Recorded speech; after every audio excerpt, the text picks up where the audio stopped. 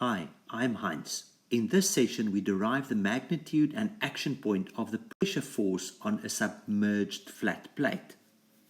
Consider a small area on the plate, delta A. We know from basic hydrostatics, F is pressure times area.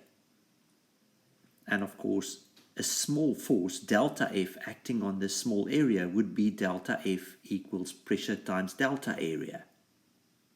But we know that pressure is rho GH.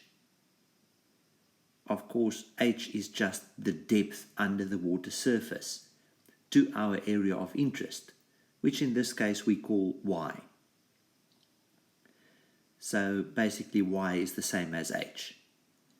In other words, delta F would be equal to pressure, that's rho GY, times delta area, or this small area.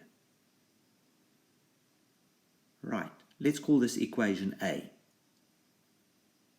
Now, we are interested in the total force acting on the plate. So we have to integrate over the entire plate. So Fp, the total force, considering a point force, would be the integral over the area. But rho and g are constant. Also, y, the depth, can be written as L, the distance to the small force delta F, times sine theta. So if we substitute this value for y, then we have Fp is rho g times the integral y dA. We substitute y in and have integral L sine theta dA. And of course, this specific integral is a geometric characteristic known as the first moment of area. For any shape, this is given as area times LC, where LC is the distance from the origin to the centroid of the body. Right, so substitute this integral. So we have equation B giving us the magnitude of the pressure force Fp. We have equation A for delta F and equation B for the total force acting as a point load, where LC is the distance from the origin to the centroid. Remember to work from the origin where your water surface intersects the plate's direction. Now, we've got the magnitude of Fp, and what is the point of action? The point of action is found by considering moments about the origin, right? So we have the force delta F, that small force, acting a distance L from the origin. So the moment would simply be L times delta F, or delta F times L. Of course, from equation A, we have delta F as rho GY delta A. Substitute that in. And also we have Y as L sine theta. So let's replace Y and carry on.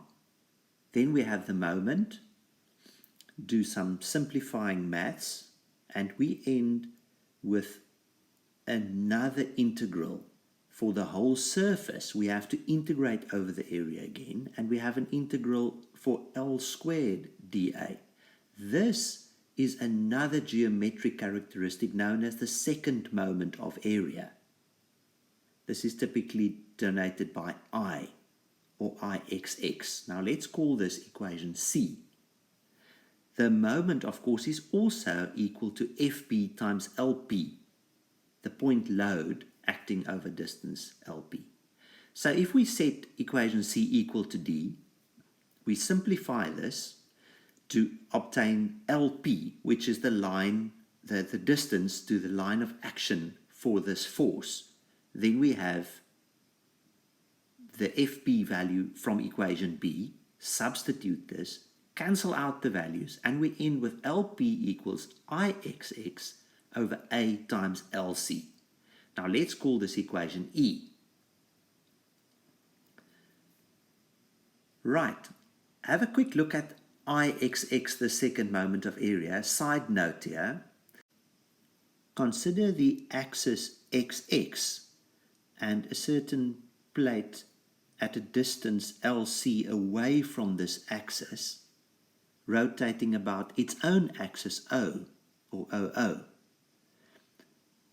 So in this case, we can write Ixx equals IO around its own axis plus the area times delta C squared.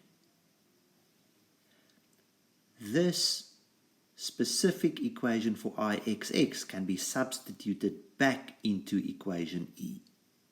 So we call that equation F. We substitute F back into E, and we simplify by just simply cancelling out, rewriting some terms, cancelling out the parameters, and we end with I0 over A times LC plus LC. So this is LP, the distance to the pressure.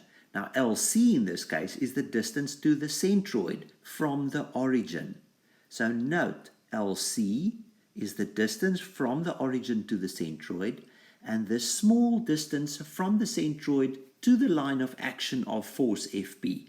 That value is given by I0 divided by area times LC.